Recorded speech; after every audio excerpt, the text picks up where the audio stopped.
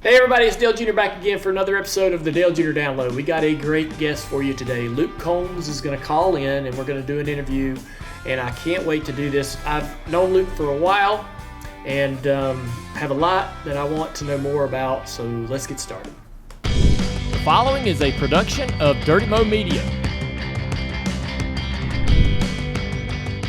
All right, so we're in the Bojangles studio for this week's Ally guest segment with Luke Combs, and for a limited time, through from now to June 9th, you can get a sausage bowberry biscuit. That's a new offering on the menu at Bojangles. You can get this for free using the promo code Dale Jr., DALEJR, when you place an order on the Bojangles app or on Bojangles.com.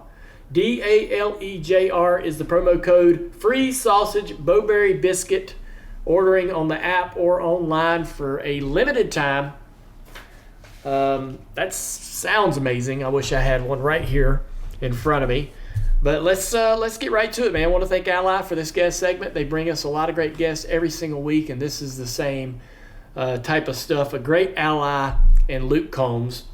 Luke and I, from North Carolina, both really proud of where we're from, and I appreciate that about him. And that really was the one thing that kind of made me want to listen to his music, was like, this guy's from my home state, and it's something that he's proud of, and I too feel the same way about North Carolina and my hometown and all of that growing up there. And so I started listening to his music more, became a fan like millions and millions of other people across the world.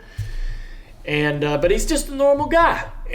He definitely is aware of his fan base and the music that he's creating and the quality of music he's creating. He's very confident in his own abilities, but he's super approachable, super easy to talk to. And I want to learn not so much about what's happened in the last 5 years, but really how his childhood was and how he was introduced to music and how he learned to play music and the route that he took to fame. Because I think we're going to find it to be pretty interesting and unique, and there's no direct path to becoming a megastar in the country music world. So let's get it started. Let's bring Luke on in. All right, so here we are on Zoom. This isn't really Zoom, but we're going to call it Zoom. And Luke Combs, man. Great opportunity to sit down and interview you, man. We've crossed paths a couple times in our lives. Yes. And so I wanted to say thanks for giving us some time today. Oh, man. Gosh, thanks for having me. Yeah. So where are you? I am in my manager's office, actually, is where I am currently. Is that Nashville? It is. Yeah, it's in Nashville. Yeah. What's this week look like? What you doing? This week? Well, obviously, yesterday was Memorial Day. What'd you do? Nothing. Got in the pool with All the right, got in the kids, pool. hung out with the kids, made some hot dogs. This kind of the standard stuff, Yep. which was awesome. It's exactly what I wanted it to be. Obviously, today I'm doing this and got some other content stuff going on, and then this weekend I go to Phoenix, play 2 shows in Phoenix. Right on. Yeah. So you're touring, and seems like you've been touring for years now. But how much time between shows do you have? What's a break? What's a normal break? Because when I see some of these tours and there's not any time off. It's one show after another, day after day. There might be a day off here and there for the team, but it really depends on the tour, right? This year is really awesome for us. We do 2 shows in the same city every weekend. So you're looking at, I'll usually go out there Thursday morning.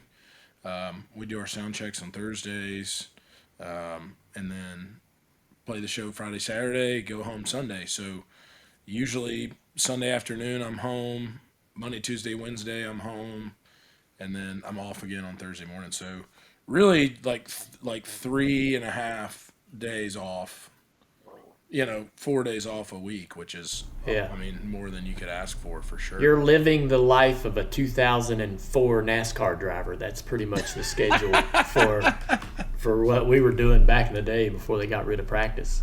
All right, so you are you're from Huntersville, North Carolina. You're born in Huntersville, Yep. right? And Yes. you spent most of your childhood, I would say, in Asheville. Yeah, up until I lived in Huntersville till I was 8. So Yeah. I mean, a good portion of it was there. I mean, as far as like remembering a lot about Huntersville, I do. But Oh, really 4 to like, what do you yeah. really remember? 4 to 8. What was Huntersville like for you as a child? Oh gosh, man, it was awesome. I loved living there. Yeah. It was Where a at? lot smaller than it is now. Yeah, where were you? Like literally, where were you? We were right by the railroad tracks, like just past like the old, like historic downtown Huntersville, like Yeah. the old downtown. We were just maybe a mile past that, like literally right beside the railroad tracks. So if I get off on 77, what exit am I getting off of? 23. Okay, yeah. Damn, dude. All right. Yeah. We were like 20 minutes from each other Yeah, not far for all sure. those years. Yeah, not far for sure. Yeah. What did you move to Asheville for? What was going on? Well, my parents, my parents wanted to move there, and I mean this would have been 98, I guess we moved, and at that time they felt like Charlotte was getting too big for them for their liking, which is funny to say that now considering how Huntersville feels like it's in downtown now when I go Yes. back, but back then it was still relatively small, but compared to, my mom grew up there her whole life, so Okay. my mom's like from there, lived there her whole life. So from what she grew up knowing, Charlotte, Huntersville area as to where it was in 98 was a drastic difference even for her. So, they always loved the mountains. They always went, my parents always went on vacations there. They loved to camp and like do outdoor stuff. And, so I think that was just a good place for them. They both were able to find really good jobs there, and so yeah, man, they took the leap, and we moved there in '98. And Do you remember having any kind of an opinion about it?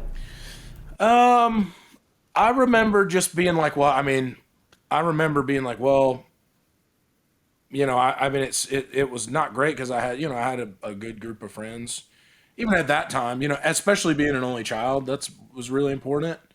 Like my friends were like my brothers, right? Like I didn't have anyone else at home. So when we moved, it was like starting over in some ways. However, my parents made sure that when they bought a house, one of my best friends in the whole world, who I had known since I was born, he was the same age as me, and his parents and my parents were really close. They actually lived a mile from where we moved in Asheville. And so we ended up going to elementary school together. So I had like one like built-in best friend. So that made it like a whole lot better Yeah. than having to just meet like completely new folks. But it turned out really good. When your parents would buy you a guitar when you were in the 7th grade, but Yep. what other things did you occupy your time with? Like I played video games. Yep. I played a little soccer. I wasn't into sports too much, but Right.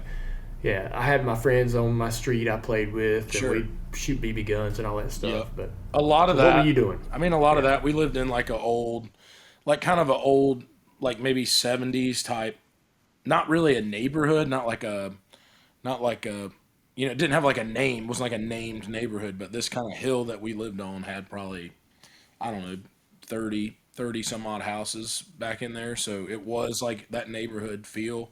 We could rent way off the main road and stuff. So we rode bikes around and played flashlight tag just like anybody else. But a lot of video games for me too.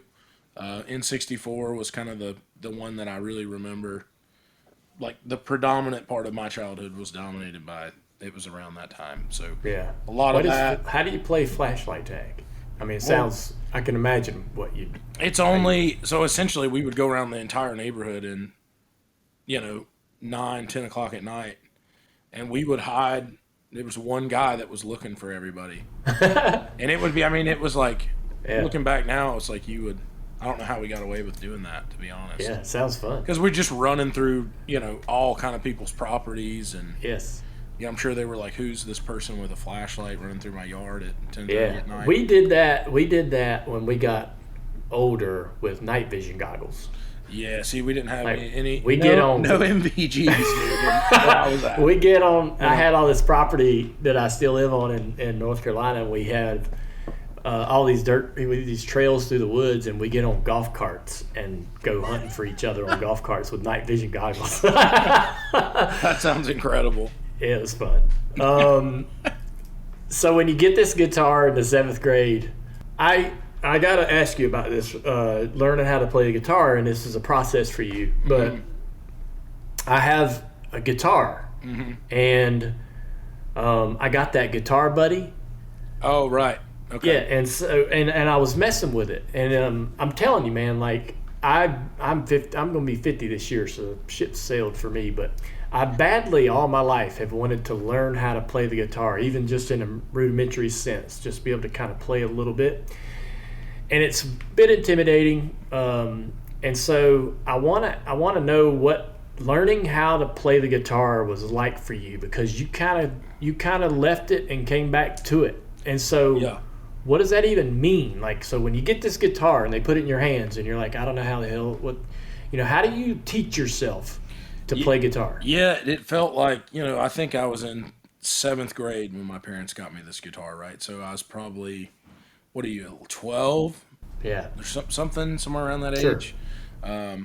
So, man, they got it for me, and I think it was for Christmas, and didn't really know what to think. I'd never really expressed interest in like, oh, I want a guitar, or it was like their idea, right? So, Yeah. they put me in guitar lessons that next year, and man, it was just not for me, dude. I did not want to be doing that. I did not want to be in guitar lessons because it was like, right, I remember it's like it's something your parents want you to do. Yeah. So like when you're that age, you're 12 going on 13, like the last thing you want to do is what your parents want you to do. Even if, How did you take to the physical aspect of playing it though? Like figuring out how to use your fingers, and I mean it's tricky.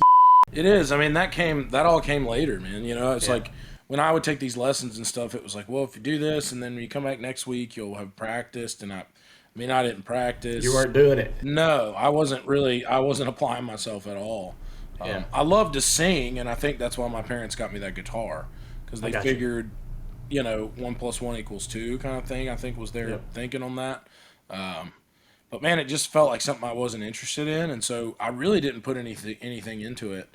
But once I decided that I wanted to learn, which would be, with 8 or 9 years after that, I'm 21 years old at that time. I still had that guitar in the closet in my parents' house. Hadn't been touched in God knows how long, and it was in horrible shape. I mean, not from like, it wasn't like broken or anything, but just years of sitting there and of never being played, never being taken care of really in any real sense. And it wasn't a really high dollar guitar anyway, so it was already going to, be tougher to play than others. But I didn't even realize how difficult it was to play until I played someone else's guitar. That didn't happen for a year and a half or 2 years, So I really learned on this like the strings, if you know anything about guitars, the strings are, this far off the fretboard, right? Like not far. Mine were like probably like that.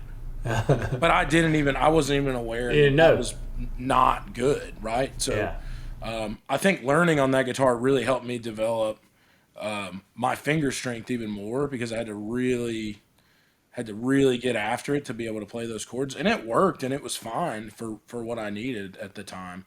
But yeah, it became something I wanted to do, right? Like there was no drudgery in the process, because there was a lot of frustration, Sure, but it was still like I was bound and determined to learn this thing, and I don't really know why. It was just, I finally was like, man, I understand this, I get this. So I'm really appreciative, to my parents for getting me that guitar those years ago. It was like they knew something that I didn't know. When did you get to where you were at the point to where you felt comfortable playing in front of other people? Probably. Was that quick? It was probably quick by normal terms. But for me, I had been like singing in front of people forever at that point. So like that was never, and I had a lot of confidence in my ability to sing. So I was never worried. Like I almost felt like I could use my voice as a distraction away from my guitar playing. Right? Like it was really just like no one's. And so to this day, no one's ever going to come to one of my concerts to hear me play guitar. You know what I mean? I Like got you. Yeah, yeah. I can play some guitar and I can write songs. I can play good enough to write my own songs and figure stuff out. But that's kind of it, you know. Yeah. And in guitar terms, I'm still a really bad player, but I can get by. I can do enough, That's wild. and that's all I wanted to do. You know, Yeah. it was really to be able to write my own stuff, accompany myself, and that was really important early on. It's not, you know, I've got a 7-piece band of guys that are all infinitely more musically talented than I am, especially instrumentally speaking. Yeah. And so it's not as much of a necessity now as it was then. But that was why I was learning is because man, I want to be able to perform for people and sing for people like I used to. There is no chorus class when you're 22 years old. You know what I mean? Yeah.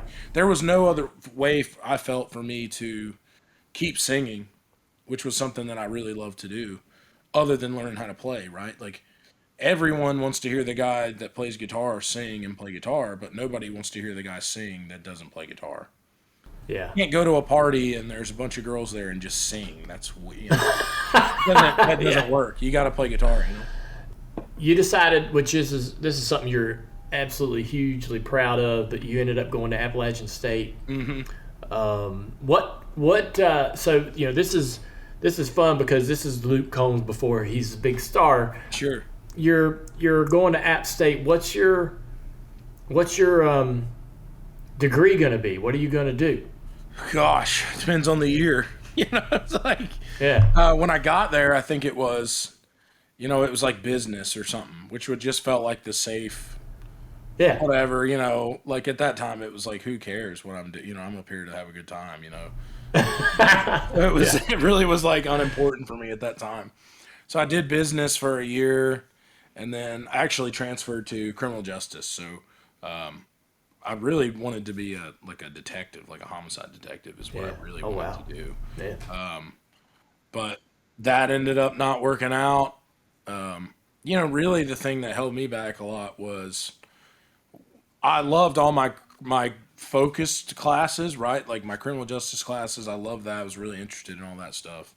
But like math, science, like all the required classes, like your freshman year Yeah. maths and your sophomore year sciences and all that stuff, I just had no interest in any of that stuff. And so that was what really held me back was I love to learn stuff, but I only seem to want to learn stuff that I want to learn, Yeah. which was a big problem in school for me.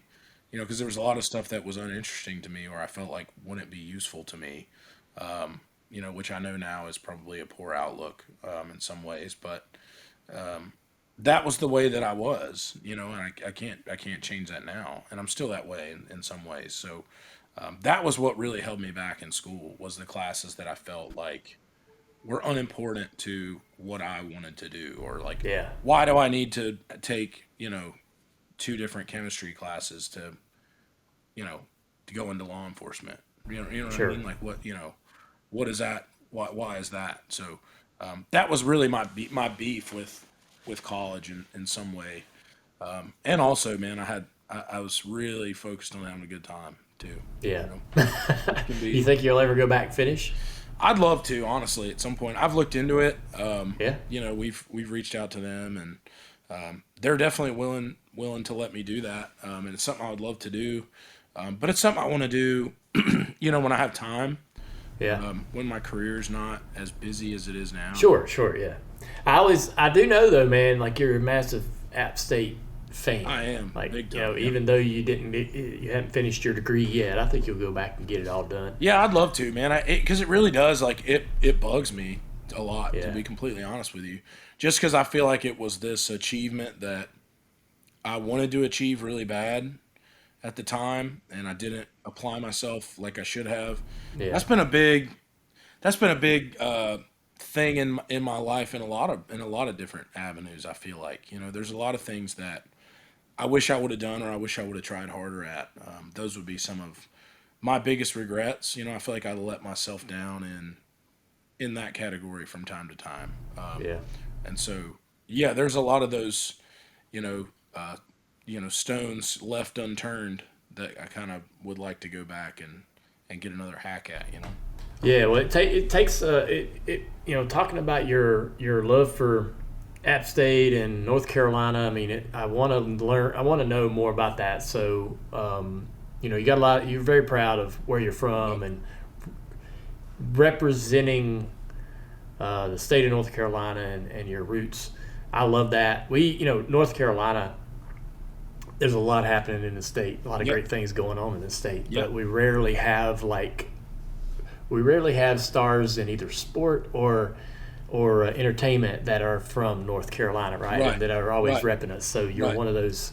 You're one of those people that make a bunch of people like myself from North Carolina happy when you go out there and talk about it. So talk about that for a minute. Just your appreciation and love for your roots and where you're from geographically, and how you weave that into what you do every day. Yeah, you know, I mean, I had such a great experience growing up there. You know, I had, all my, you know, a lot of my favorite memories of my life are made there, right? I spent every second of my life there until I was probably 20, gosh, I don't know, two or three, like, I mean, obviously we went to Myrtle Beach or whatever, but Yeah. we didn't, I had never even been on a plane until I was 25. So that whole experience, that state of North Carolina, especially, App State, I grew up in the mountains and then I went to school in the mountains and, that I feel connected to that place in some way. I feel like that in some way is a part of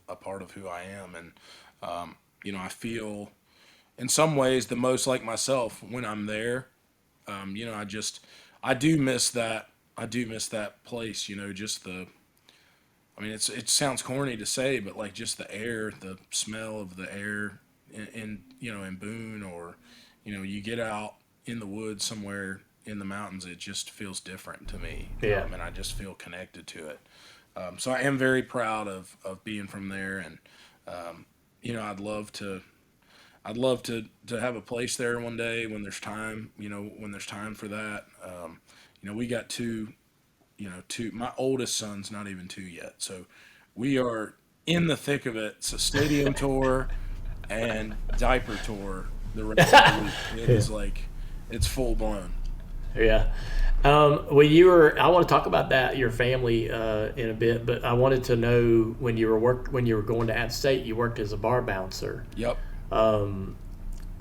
What in the hell kind of experiences must you have had as a bar bouncer? And Yeah. I'm surprised there aren't any really good stories out there of hey man, yeah, Luke threw me out one night.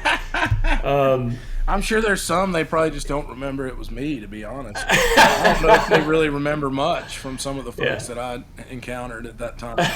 I was lucky that, Boone, people enjoyed their smoke as much as they did their drink there.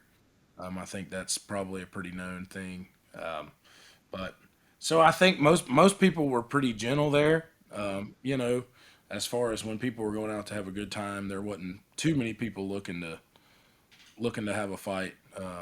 Every once in a while there was. What was the name of the bar? It was Town Tavern.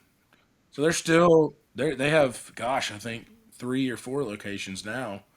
But at that time, that was the first one, and it had just opened.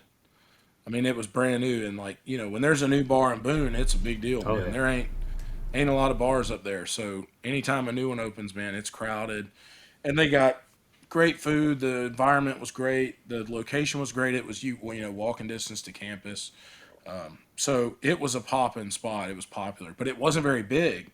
So a lot of the issues that we would have at that time were not really people inside the bar. It was the 50 or 60 people waiting to get in the bar that are already drunk or whatever. They're waiting to get in, and I can only let, as people leave, I can let two people in, or so that was more the issue for me, was just making sure people could make it inside was as much as the problem, is almost more so than getting them out.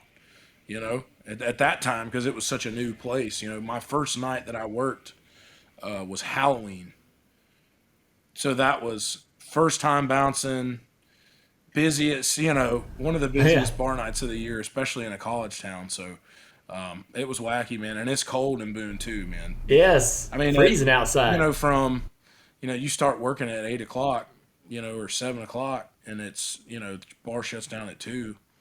That's a long night standing outside dealing with drunk people. You know what I Yeah. mean? So, How long did you bounce? I'd say probably at least a year and a half for sure. What makes a good bouncer? Man, I think avoiding trouble, to be honest. You know what I mean?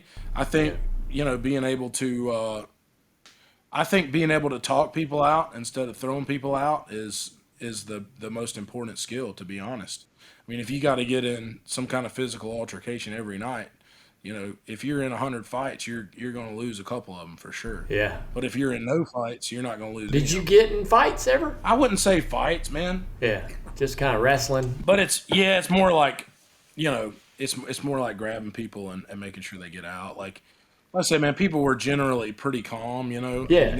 it wasn't a biker bar or anything like that, so it was mostly harmless college kids.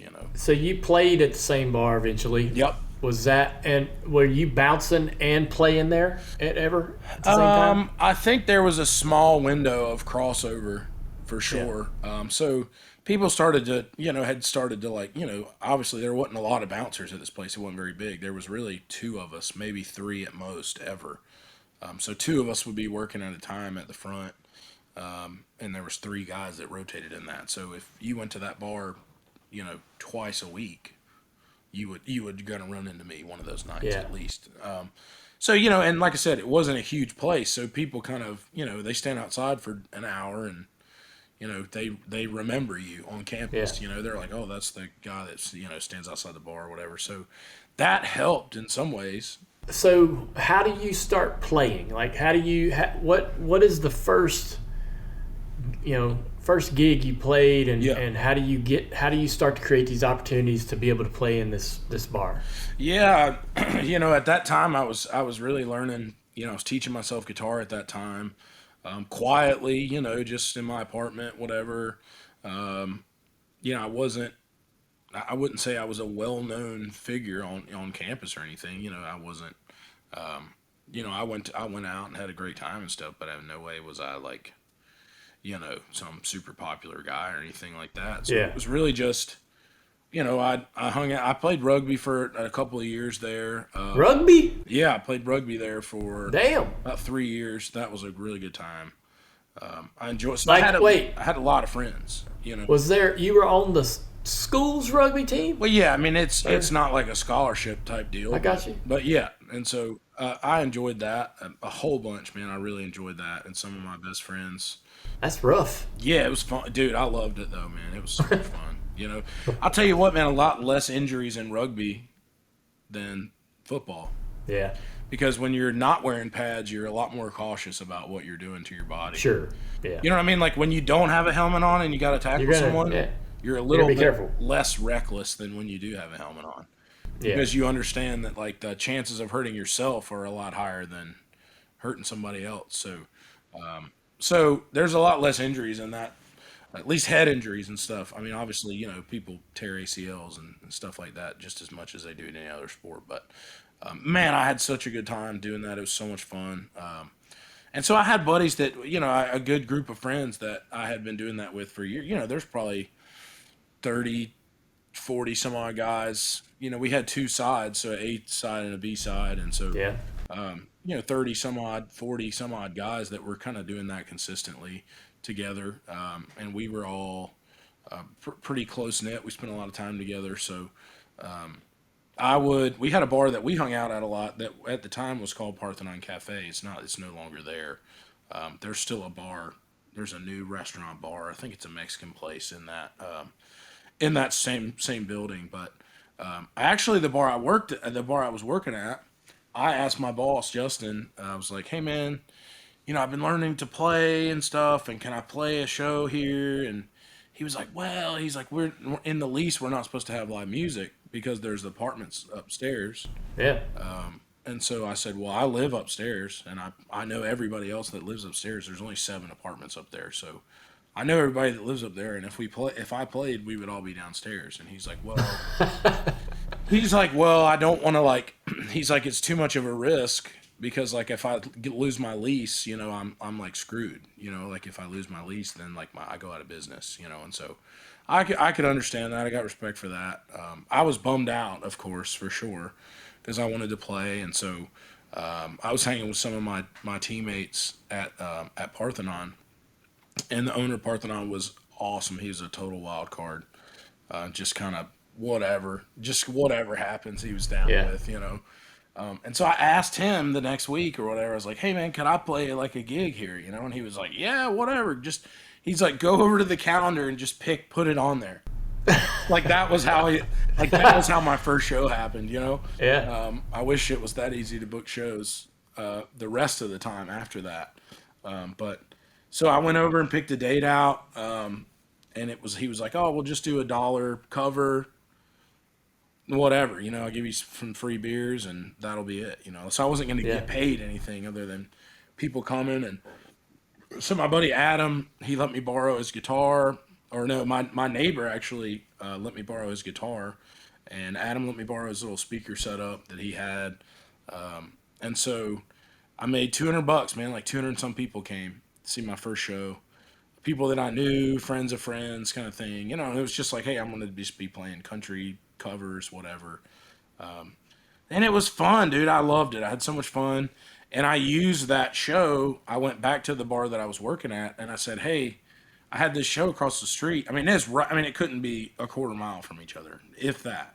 I mean, if there Yeah. wasn't buildings in between, you could see the bars. They were that close.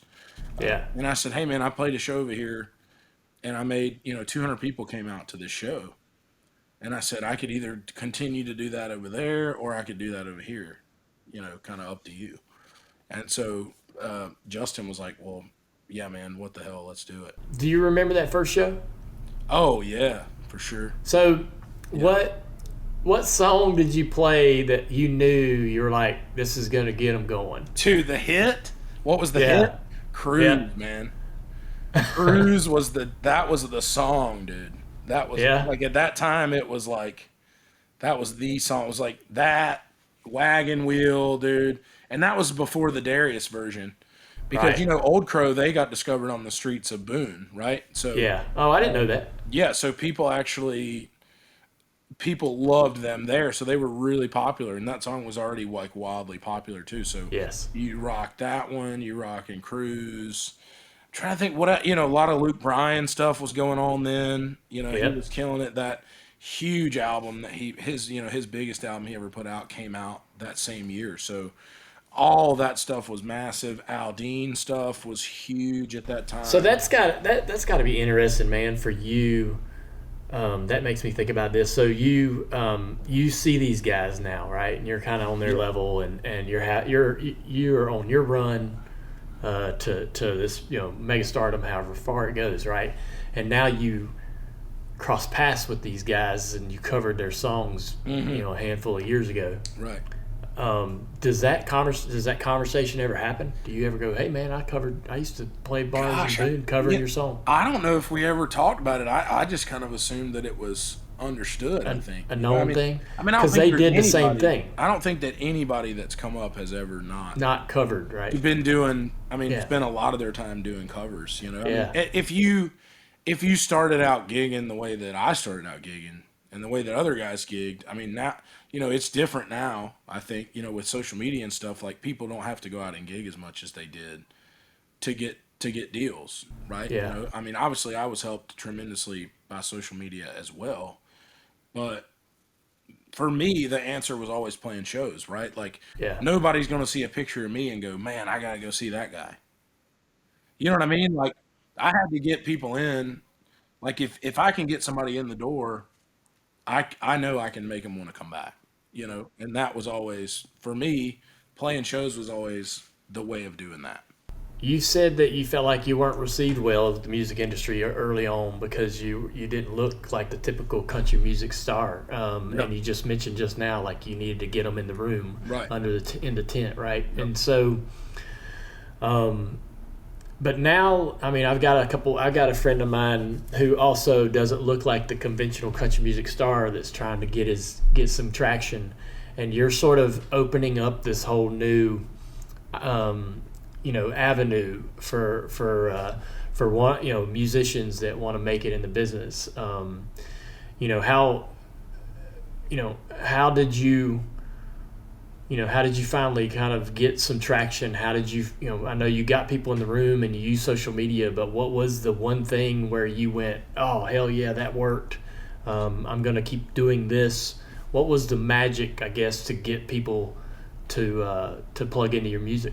I think it was just, I think for me it was always, I just wanted to write songs that I felt like I loved and that I enjoyed, and songs that I would want to listen to, that was the ticket for me. It's always started with, well, how do we get the best songs out there, the best music, right? Like, I think, back in the 90s era, like people didn't tour as much either because they sold so many CDs, right? Like, yeah. So at that time, it feels like the music industry was more, touring was almost a way to promote your album in some ways. And now it feels like it's the reverse. Like, you make albums so that people want to come see your shows. And I think it really is that. I think that's where it starts, right? Like, people find a song that they love or a song that they can relate to or that they hold on to, and you have an opportunity, especially in today's climate, if you can make your song go viral on, TikTok or whatever it may be, people will come see you because they're interested in, well, man, I really like that song. So let's see if this, this person, this guy or girl or band or whatever has more to offer. They go, oh man, I love that song, so I'd love to go see the show and see what else is going on there. So you really do have an opportunity to, more than ever now, make a career if you want to, kind of regardless of, your looks or the way that you're interpreted visually. I think, and with the power of social media, if you're watching, if there's a million different things coming up with the same song on it, you're like, what is this song? Why does everybody like this song? I'm interested in this song now. So you have a chance to put on some shows and go do that, but you got to have, your show's got to be killer. Yeah. It's like if they come to the show and they hear the song and then they're like, well, man, that was kind of brutal. Like, they're not probably going to come back. You know what I mean? Yeah. Like, you get kind of one shot to make your first impression, at least in a live show setting for me. So, did you ever have a show though you were like, damn, that sucked, or I blew that? I'm sure there was a million of them that I was like, man, I think the crowd was really into that, but none that really stick out to me. Really? Yeah. It was more like gear issues that would stick out right. more than anything. Like, well, I'm lugging my own speakers in and then one of them blows out and I got one speaker and I've only played 20 minutes and I still got to play 2.5 hours on one speaker, and people are like, turn the damn music up, and I'm like, there's nothing I can do, I'm kind of stuck. So that was tough for sure. I went and saw the Red Clay Strays in Charleston about a month ago, and they had an issue that, like, they were up on stage getting ready to play, and there's something going on with an audio issue on one of their amps or something, and so the lead singer just broke out in sung a cappella, I think, for like 5 minutes, sung some old country song, man. But I was sitting there thinking, they're freaking out, right? They're freaking out. We're in the audience going, yeah, they'll fix it. They'll be fine. We'll drink another beer. Like, they're up on stage thinking that they're having the worst moment of their lives up there. Yeah, that everyone's like, we're about to leave if we don't. Yes. We're like, we're not leaving. This is gonna be great. You'll fix it. Fixed in 5 minutes. I'm out of here, and I want to read too. You know what I mean? Like, yeah. But yeah, it can be wild, man. Those especially early on when you don't have like anyone to help. You know, like Yeah. if there's an issue now, I mean, even at someone the Red Clay Strays level, like they've got a team of people in place, at least a few crew guys that are helping them sort through those problems while they're happening. But dude, when it's just you and the bar, man, there is nobody to help, dude. Like you are the sound guy, you're the setting up the mic stands and the running the cables, and your guitar Yeah. string breaks, you got to stop playing and change it. And it's like, I mean, it's that so breaking strings to me was always the most stressful early on because I'm like, well, man, it's gonna take now. I got to change this string up here on stage in front of a bunch of drunk people that really want me to play right now, and they're really Yeah. upset that I'm not playing right now. And that was always like you always felt like it was like looming. There was always this looming like, well, come on, fix the guitar. You know, like what's going on? Why aren't you playing? Because a lot of people, if you don't play guitar, you don't even know that guitar strings break. Yeah. You know what I mean? It's like having a flat tire on a race car and having to get out and change it yourself. You know what I Yeah. mean? It's like it would be a pretty tough situation for sure. Let's move on to your decision to go to Nashville. I think about all of my life, right? You're looking up at entertainers, watching movies and TV shows and comedians and all that stuff, and all of them eventually like want to move out to LA. They're going to move out to LA to try to make it. Right. And I imagine as a musician and a country musician, especially moving to Nashville is a very similar sort of challenge. Everybody in Nashville wants to be, you're just assuming, right, that everybody in Nashville is wanting to be a musician. Wanting Right. there's going to be 1,000 Luke Combs Right. move to Nashville every week, Right. right? And so, what was motivating you to make that decision to go to Nashville? Where was the confidence coming from that you were going to make it work? I think it is a mixture of things, right? Like I had played so many shows by this point, and I'm going, okay, I know I can do this. Like I know I can play shows. I know people like shows. I know I can make a living doing music for sure. Like I already knew that at this time. What is a living? Paying rent, having Yeah. food, Yep. having beer money. At that time, that's what it was. And I was Yeah. doing great. I was like, pay my own rent. I don't have to borrow any money from anybody. I was driving the same car I drove in high school, so I don't have a car payment. I don't have many expenses other than, electricity and cable and water and Yeah. apartment and insurance. I mean, so things were great, right? No, there's no kids, there's no anything, right? So making a living for me, that's all I ever wanted to do is whatever my, my living situation was, or would become, that was my goal is to support that and be comfortable, whatever that looks like. Yep. I didn't need to live in, you know, some penthouse, apartment somewhere. It's like I'm fine where I'm at. I'm cool with this. I'm happy. I think being happy and being fed and having, clothes and stuff, that was always it, right? Like Yeah. that, there was never anything beyond that growing up. So I had no expectations of needing anything better than that. Yeah. And so that was making it, in my opinion. So really, when I moved to Nashville, I didn't feel like there was any pressure to like be anything better or more than I already was, because in my mind, I had already made it, right? Like I'm already doing something that I love to do. I'm having fun while I'm doing it. I'm good at it, and I'm happy, right? So I felt like, well, maybe you move to Nashville and you know get a publishing deal to be a songwriter or whatever. Like anything beyond what I was already doing is just extra stuff. There was never like, man, if I don't do this or this, I'm going to be unhappy.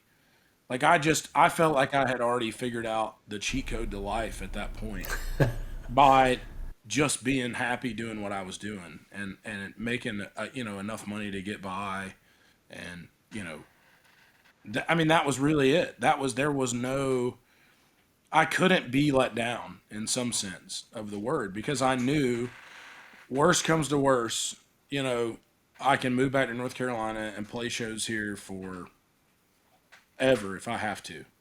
Yeah. Whether that's just at bars or whatever, like I can do that and I'll be super happy doing that, you know? So I think that helped a lot, it helped a lot. Like there was no timeline, there was no pressure because I had some of my own music out. I had saved up a bunch of money at that point. So like I moved to Nashville. I don't have to get, I don't have to go get another bouncing job or work in a restaurant. Like I had made enough money, had been smart enough to save enough to be able to live there for a year and a half and not play any shows or whatever, and I would be fine. I would be able to survive. Yeah.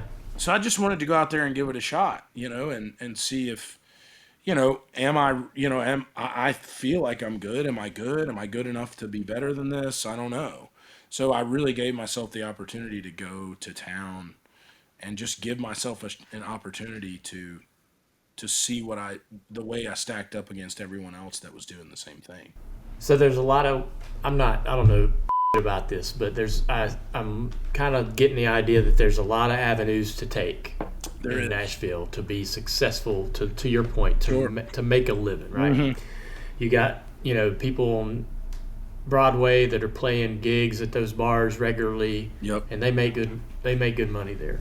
Then you have people that are coming in through record deals that are on, they're not down on Broadway. They're making they it may in have another way. One though. I mean, there's so many options. Like there is no straight line from A to B.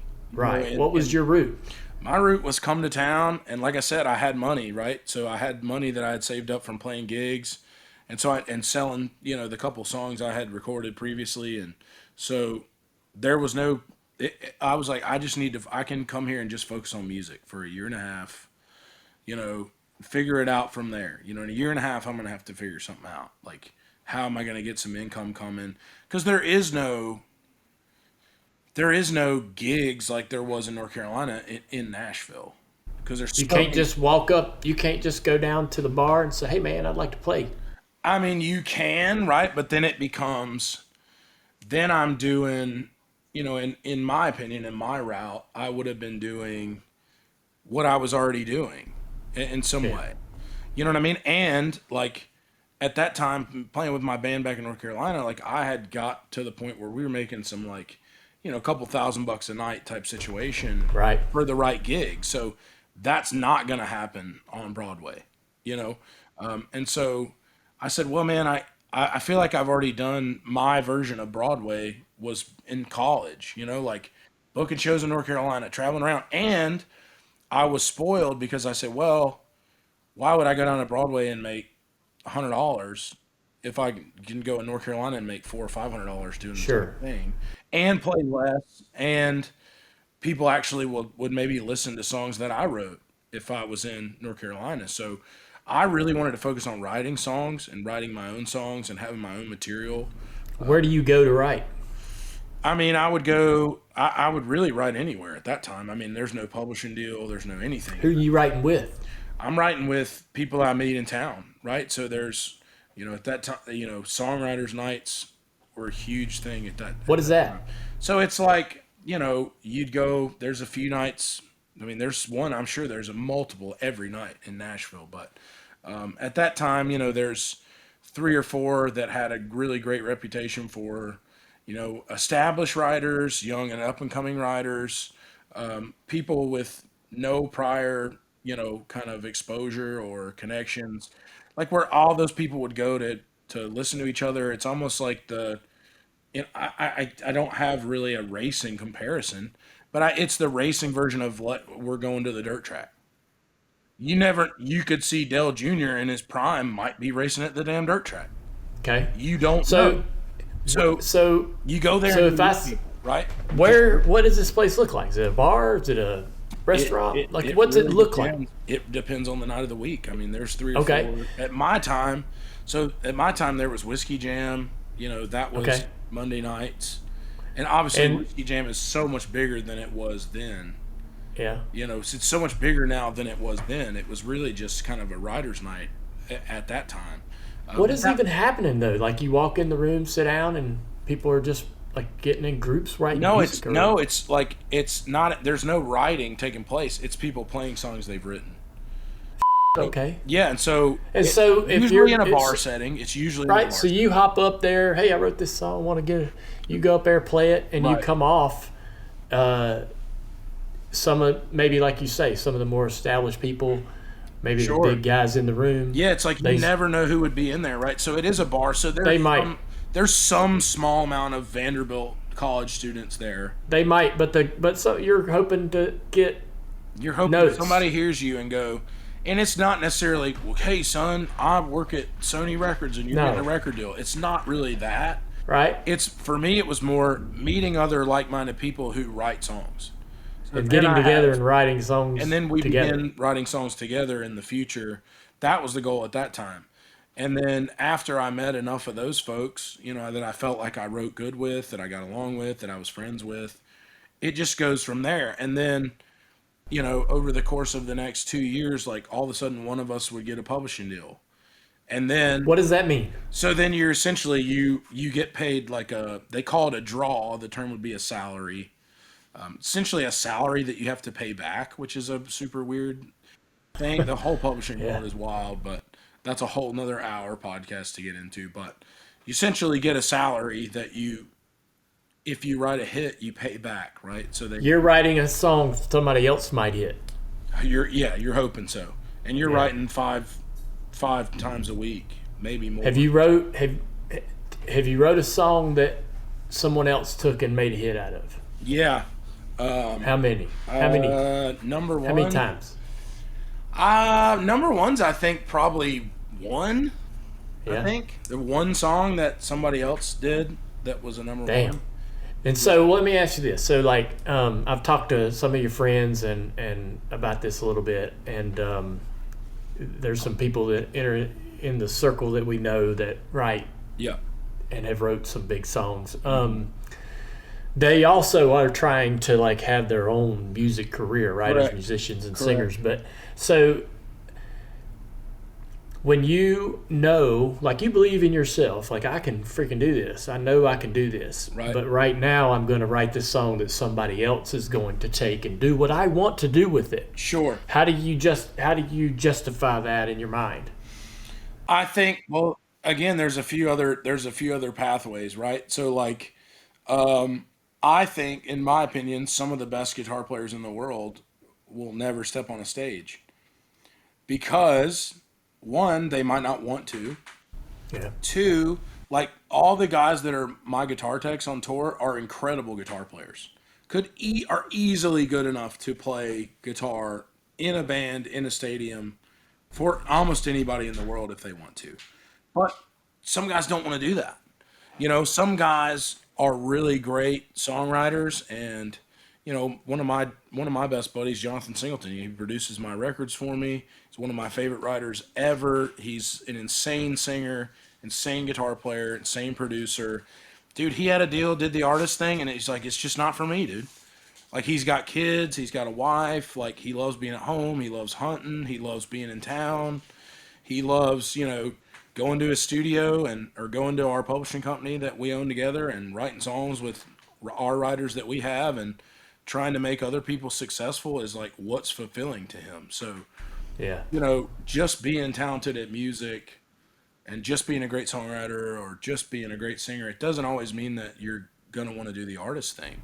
Sure. And for me, being an artist was never like, this is the only thing I want to do. I got you. Again, like I just wanted to whatever avenue that Nashville would, whatever avenue I stumbled upon would have been enough for me. I got you. To write songs 5 days a week with people that I love and try to get artists to cut those songs would be amazing to me. It may not, unless you reach that A++ level of songwriter, it wouldn't be as monetarily beneficial as what I do now is.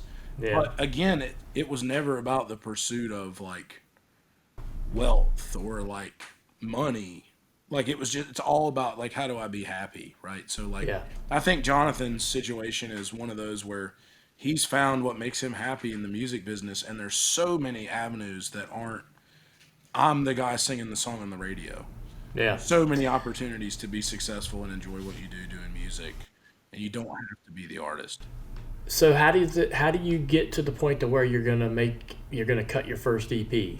Like, Yeah, I mean that happened in college though, right? So yeah, I had done that before I moved to Nashville. Like, I found a little studio I could kind of rent out and go to, and pay X amount to have some studio players in there and bring my songs in. We cut them, and then I release them kind of on my own through. yes, I used a service called TuneCore where you can service your own songs to those digital platforms. This is pre-streaming, so this is iTunes Store. Those kind of the right. Amazon Music, Google Play Store, like where you'd actually go physically buy a song for $1. You couldn't just stream it. So you went in, you make the record, Yep. you pay for the record, Yep. and then a year later you got another one you're gonna make. Yep. Like you're banking all that, you have all these songs you've written, Yeah. you've banked all this Sure. stuff, and you're Sure. like, I'm gonna just keep pushing out Yeah. albums. Because that was really my big source of income. Yeah. Because I had, not a ton of, but I had 60, 70,000 followers on Vine. So if I put some songs out, you get, a couple thousand of those people to buy it. That's a couple $1,000 that I can make and continue to pursue music, and continue to write songs without being paid to do so. Yep. Right. So, So Hurricane Mhm. is kind of the first single yep. that got outside of your bubble. Yeah. Yes. You saw is that the first song you saw on the charts? Yeah. That was my first single. That was my first. Are you when you like, I don't know how you would access Billboard at this point, Right. but like when somebody, did you go, hey man, did you look and see it and go, holy I think at that time was that like the success for me was, so when Hurricane originally came out, I still I didn't have a deal really or anything. So I had put it out on my own accord. And then at that level of my career, the thing was like, well, where will it sit on the iTunes like sales chart yeah, in like the country genre? Like that was kind of the bar at that time. that was, Yeah, and so it got up real high there, and so I knew people were buying it and people enjoyed it, and that was really great because for me, I was pumped that people loved it, but I was more so pumped like, okay, well now I've bought myself more time to like continue to chase my dream and continue to try to get better and continue to try to refine my skills and give myself an opportunity to do this without having to focus on anything else. but money was real tight at that time. Like you spent, Yeah, I guess you spent your last $200 to master that Yep. track, Hurricane. It was, yeah. That was really, like I said, I had reached kind of the end of my savings to be able to be there, and so I was really excited for that reason because I continued to, I could go out and keep making music and trying to chase my dream, whatever that looked like. You sign a deal with Sony. How do you do you know that's coming? Are you hearing some like rumblings, or is that like a out of the blue phone call? Well, I took a bunch. I had a team. By the time that all comes to be, there was finally a team in place. This is, gosh, I mean, a couple years after, at least a year and a half after Hurricane comes about. Yeah.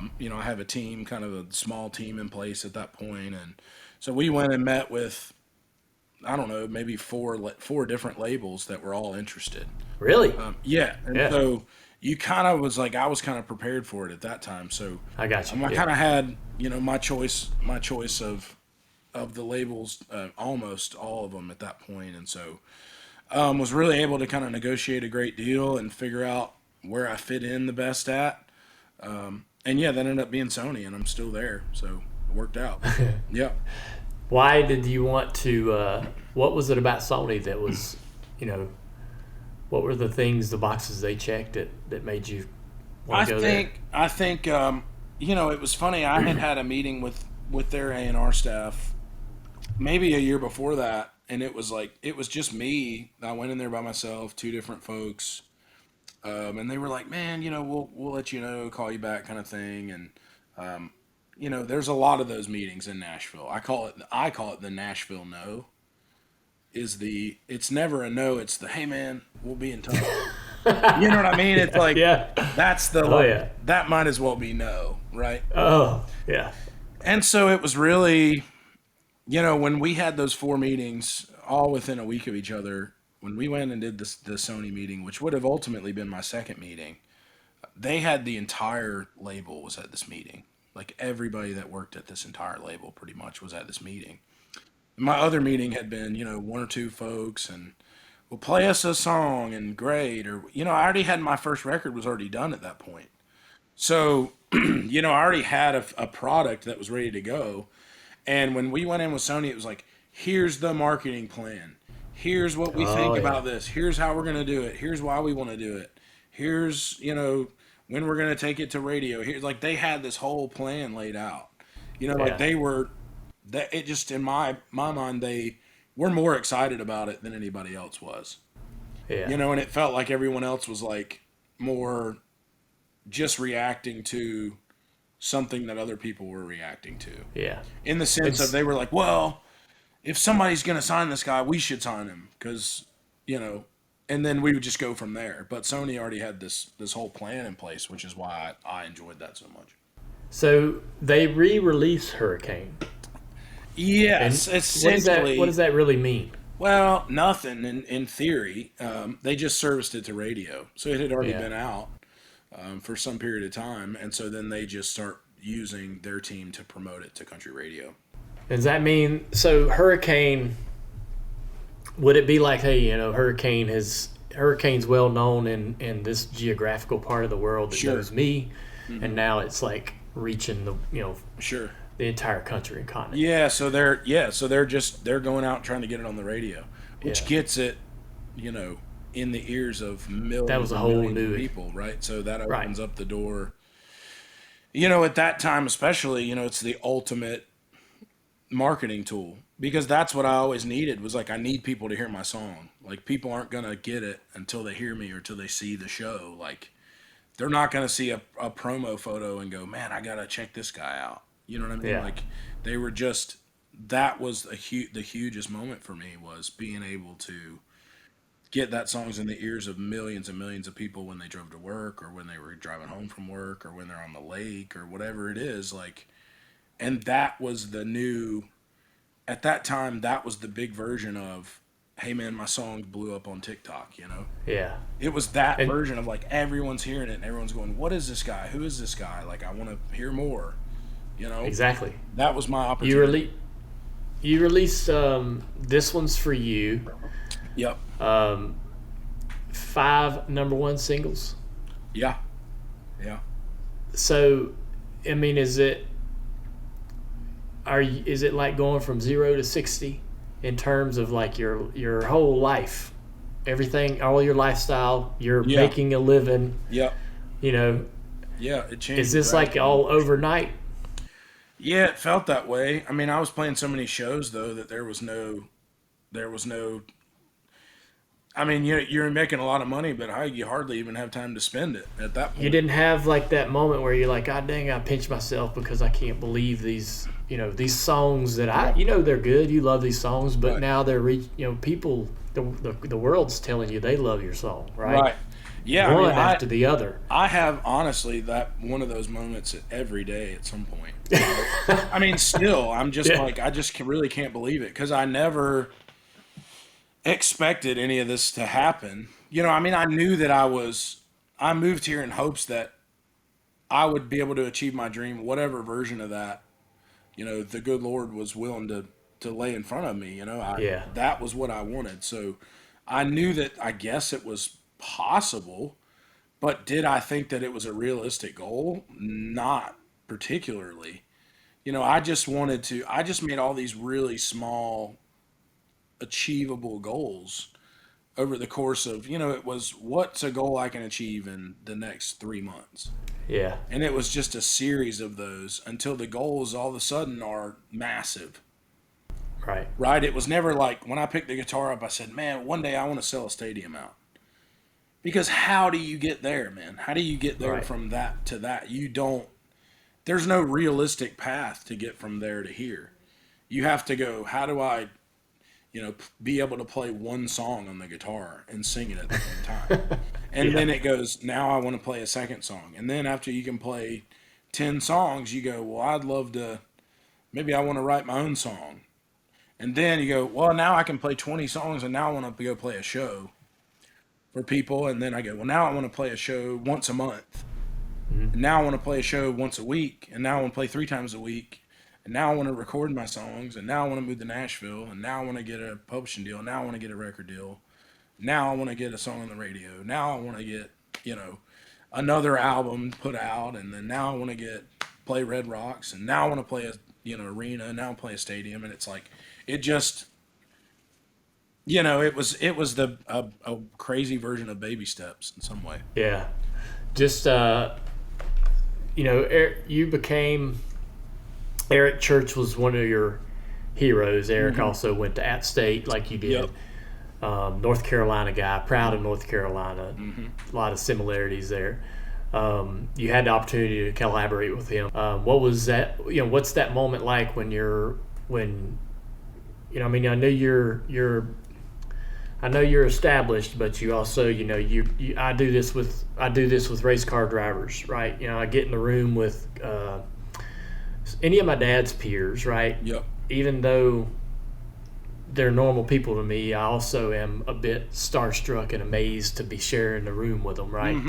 Yep. Is that similar to how that experience was with you and Eric Church? Oh, definitely. It's like, you're just kind of, you're so busy, and, Does to Me was on my second album, but like it still was so early on in this new way of life for me, like the new reality of what my life was, and, the places that I got to go and the things that I got to do, are still all so new to me at that time. And, I've been a fan of Eric forever, and so I never really got to spend any time with him, up until that point, so we're like in the studio, together working on this song, and I'm just like, dude, this is crazy, like this is a guy like, I'm watching, I'm listening to him when I'm 20 years old and can't even play guitar yet, going, man, this guy's sick, dude. Like, he went to school here, like, I love these songs, and I love this music, and yeah, dude, it was really surreal. I've had a lot of those moments where I just can't believe that what I'm doing, is what I'm doing, and that was definitely one. You had a chance to meet Willie Nelson and hang out with Willie. Willie's a good dude. Willie, and way back in like 1986, they had Willie had a tour. Wrangler was a sponsor for the tour. They put Willie's tour on the back of Dad's race car, the Redheaded Stranger tour, I think was what it was called. And Wrangler got Willie and Dad and Richard Childress, Dad's car owner, together, and they're riding down the road in a limousine, and Willie Nelson fired up a joint and asked Dad and Richard if they wanted to smoke, which I thought was one of the coolest moments ever. And Dad always said he didn't take a drag off of Willie's joint, but I'm damn, that had to have been pretty tempting. For sure. Yeah. So you've had the opportunity to be around an Eric Church, Willie Nelson, and do you have any really cool stories about hanging out with those guys and enjoying, when you're not working? Yeah, man, I ended up at Willie's house in Maui one time, and it made me wish that I would have taken your dad's route. If that makes any sense. Yeah. If that makes any sense to you. Yeah, dude, it was. You want to talk about probably the most surreal moment of meeting somebody, being in the same room with somebody was, we were down there for the BMI does this songwriters trip in Maui once a year, and they only invite a small handful of people down, and I was lucky enough to get to go down there. Me and my now wife, we were newly engaged at that time. Went down and just wild time. Played a few songwriters rounds at a few different places. My first time in Hawaii too, obviously, and just nuts. And so Willie lives out there, so he's always kind of around the festival and stuff. And I got to just say hello to him really quick, like in passing on the first night. And I'm thinking like, dude, this guy meets infinity million people, dude. He's Willie Nelson, dude. You know, at that time he was probably 84, 85 at that time. And so the circumstances are my wife was still working at the time. And so she had to go. She was like, I got to go fly back home after this trip, you know, to get back to work or whatever. And I said, well, I have a radio show in Seattle. It was like 3 days after this Maui trip ended. And I said, well, I really don't want to fly all the way back to Nashville and then fly all the way to Seattle. So I'm just going to stay out here for like 2 extra days and then fly straight to Seattle. So the festival kind of ends. And one of the guys that I had met at the festival who kind of hosts the first night kickoff at his house there, he's a builder, you know, owns a construction business there. And I didn't know anybody in Maui. So I met this dude. I had his phone number. He's probably in his late 50s, I would imagine. So he was like, oh, we can play golf or what, you know, just whatever. And Yeah. so we went and played golf one day because I didn't have anything to do. You know, one day I just drove around the rental car and like went and sat on the beach by myself for a couple hours, which was kind of sick actually. But we're playing golf and he's like, hey man, do you want to go play poker at Willie's tonight? And I was like, yeah, that sounds really sick. You know, he's like, Yeah.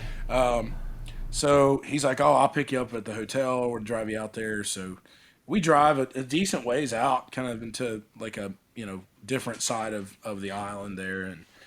And when we got there, he was like, man, Willie's old school. You know, you gotta show up with something like some beer or whatever kind of thing. So I got my little, you know, 6-can thing of Miller Lights or whatever. And so when we get there, this guy gets a phone call. And he's like, hey man, he's like, I gotta take this call, just go in the garage. And I'm like, man, dude, like, I'm about to walk into Willie Nelson's house solo. Yeah. I'm not sure if he or anybody here knows that I'm coming to this. Right. Or even knows who I am at all. Right. Let alone am I walking into their, like, the garage of their house to Willie Nelson's house. I'm also potentially, like, a burglar at this point in their eyes, right? Yeah. Because like this guy I'm with is like he's the inn. He goes all the time because he lives there and stuff. And so I'm like, you know what, man, it's cool. Like I'm gonna pop in. There's gonna be all kind of stuff going on. Like I'll just kind of slip in or whatever, man. And dude, when I tell you, I walked in there and I walked down the hallway in the garage, and it's only Willie Nelson in there. There's nobody else in there. Wow. It's this garage room and he's just sitting there watching TV on this little tube TV above the refrigerator sitting at the poker table. And I walk in just holding this thing of beer, dude, and it was just like he was just like, oh hey man. You know, like there was no like who are you? What's going on? Right. And then we just talked like for 20 some odd minutes and nobody was in there. That guy was still on the phone and like I don't know if that was like intentional. Like I feel like maybe someone had like told him I was going to come, but I have no inkling of this at all. Wow. But like he was just like, man, where, you know, who do you record for? And I told him I was signed at Columbia, and he's like, man, I was signed at Columbia for 40 some years, you know. And we just talked about music and whatever and the festival and dude, it was the most surreal thing. Yeah. That like ever. Like I'm in Maui. Not only I'm in Maui, in Willie Nelson's garage alone with him, talking about, you know, music and just it was crazy, man. It was definitely nuts. For sure. That sounds like an incredible story, man. I appreciate you sharing that. Yeah.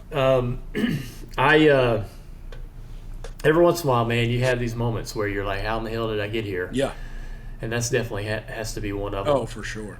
One of the coolest things that you've done most recently was cover Fast Car by Tracy Chapman. Yep. And man, that thing got legs, and it seemed like, you know, you were kind of working that project for months, which culminated with a performance with Tracy Chapman at the Grammys, which I think everybody was so thrilled to just see her Right. Playing and singing that song along with you. You know, describe that experience of and where that ranks and what other things you've accomplished. Writing your own songs versus covering this iconic song, right? And how popular and well received that was. Yeah, I mean that song to me is been a huge part of my life ever since I was a kid. Right, it's one of the first songs that I ever remember hearing. It's probably my first favorite song I ever had. Yeah. Some of my first experiences with music are to that song. And falling in love with music. So, and that song has been. And when I taught myself to play guitar, it's one of the first songs that I wanted to learn how to play. And it was way above my pay grade as a guitar player at that time. And it took me months to figure out how to play it and sing it. And so I would cover it at my shows. And it's just like followed me around in like the best way for like my entire life, it feels like. And so when we went to record that, it was really, there was no plan for like, man, let's record this cover and people are going to love it. It was just another one of those things where I loved that song and it meant a lot to me and I wanted to do my own version just for me. And then when I put the record out, I mean, people just went bananas over it for some reason. I mean, obviously that song is so great. It's been covered so many times, but man, that moment with Tracy is up there in my top 5 career moments without a doubt. I mean, if it's not 1 or 2, Yeah. I mean, it was just a magical, like, it was really like, the music business can be so like drudging at times and you feel like you're going through the motions and there's all these different things happening, but that was just like one of the most pure, like musical moments that I've ever had in my career and probably will ever have in my career for sure. When you decide, okay, we're gonna record this, or I want to record this, I kind of wonder, is it I guess, do you feel, I imagine you do feel a lot of pressure to make sure you do the song justice, right? And you want to make Tracy happy, and you want to make people receive the song well. Do you cut the song on a demo and play it back and like scrutinize it, tweak it? Are you more critical or tougher on yourself trying to create a song like that than maybe even something you wrote? I think it was more like, how do we completely honor the original recording, but just make it, sound like my thing in some way, right? That's why I didn't change the, people always, some people give me slack for saying, check out girl in the song, and I'm like, that's the song, that's what the song says, right?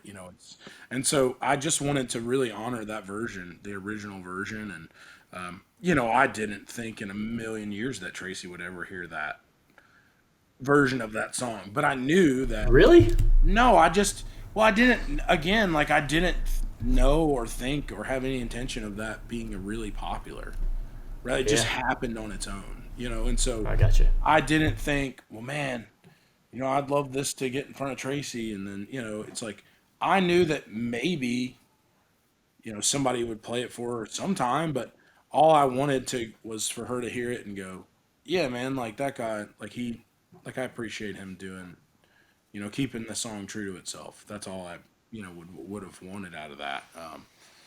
But yeah, it was really cool career moment. That whole thing happening. It's really full circle for me. Well, we know you got to get going, man. I wanted to be able to talk to you for a little while longer. We got so many things that we didn't get to in your own career, and also there's some cool connections that we have. You wore one of the Sundrop late model stock shirts during one of your music videos. I did. We shot some of one of your music videos down at my Western town. Uh-huh. You came out and played my foundation event one night, which is going to be peak for our foundation for many, many years. No way we're going to be able to top that for a while. And I just wanted to be able to talk to you today. I'm thankful that you gave some time. I love getting to know you better and learning about how you made your way all the way to Nashville and became a star. Luke, you're a great dude. We wish you all the best going forward. Say hello to the rest of the family for us. And enjoy everything coming your way, bud. You're a good dude. You work hard for it, and you deserve it. Appreciate it, buddy. Let's play some video games, all right? All right, man. I'll see you out there. Thanks, buddy. All right. Bye. All right. So reactions on the interview with Luke. I really enjoyed that, man. I wish we had more time. We're sitting there. I got my notes in front of me, and I like to do like a traditional chronological. It helps me understand his route, right, and how he got to where he is today. And unfortunately, when we're doing about an hour and a half, we're not going to get to everything, and we'll just have to see if we can get Luke to come back. And I've always said that these interviews aren't the end-all be-all this is not the only Luke Combs interview for the Dale Jr. Download, and for any of our other guests. We always are wanting to have people back. We'd eventually run out of people to interview if we went that route. But there was a lot that we did not get to that I was hoping we could talk about. But anyways, a lot of fun. Learned a lot about him. Learned a lot about the music industry. Always kind of interesting to hear people now, after everything he's achieved, go back to his roots and explain that process and see if he can put himself back in that space, that headspace that he was in, just trying to make it. And he does a really good job of helping us understand. We all think, and I sat down to do this interview thinking, when Luke was a teenager, he dreamed of selling out stadiums. Well, he didn't. He dreamed of writing the first song and then writing the second song and learning this chord and playing this one gig and then playing the second gig. And he just kind of steps up the rungs on the ladder, right? And it's really cool to hear his perspective, and man, not many chances you get to interview a megastar like that and dive back into some of their experiences in their younger years. So a lot of fun. It had to come to an end, but maybe we'll get him back on down the road. I want to thank Ally for bringing us the Ally guest segment. Every week they bring us an incredible guest to the table and or to the beach house, however you want to look at it. And Luke Combs is an ally for us, man. He's been awesome. I asked him to come out to play our foundation event a couple years ago, and he came out there to do that for nothing. This guy rarely does anything for nothing, and he's a megastar, but he still got a great heart, and was that was a big night for the foundation, and our guests were treated to an incredible show by him and Luke's friends. And he wears that Sundrop racing shirt of mine on his music video, which I thought was so cool, and I really appreciated that as well. And that song, Where the Wild Things Are, so good. Is a great song, man. Such a great song, and we play it in the house, and the girls love it. He's definitely an ally, so we want to thank Ally for helping us every week have such incredible guests, no matter what you're saving for, whether it's a new house, a new car, maybe you're saving to buy a NASCAR charter. Who knows? We're all better off with an ally. All right, so it's time for the White Flag this Wednesday. The Teardown with Jeff Gluck and Jordan Bianchi dropped Monday. Everything that was going on this past race weekend at Indy and at the 600, you'll want to listen to Jeff and Jordan. Yesterday, Actions Detrimental with Denny Hamlin dropped, Door Bumper Clear. Our Dirty Air show is also out that you can listen to from yesterday. Dropping today, Speed Street with Connor Daly and Chase Holden. Post Indy 500, Speed Street. You want to catch all their comments about what they thought about the race weekend.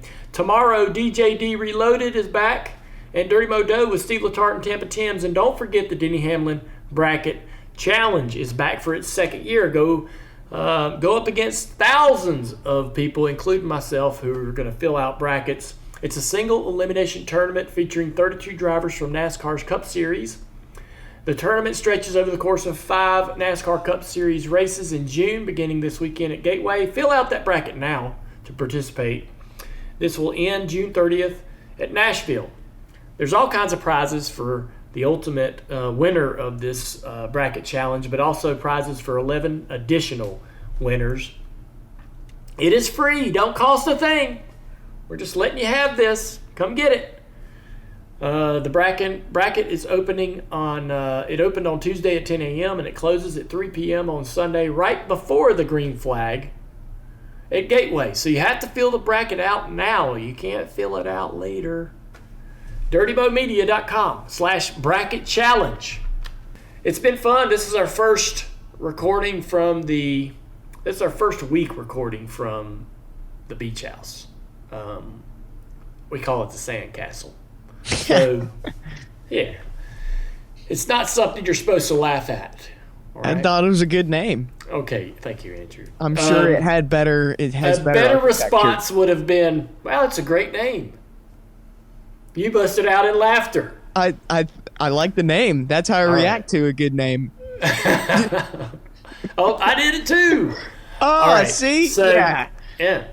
All right. Well, I've enjoyed this week. We'll be doing this again from the beach house from time to time this summer, and we'll keep bringing you some great guests. Since we're Zooming or recording these remotely, we can have guests like Luke Combs and other people that might not be able to make it to the studio. So that should be fun this summer and something for everybody to look forward to. We'll see you later.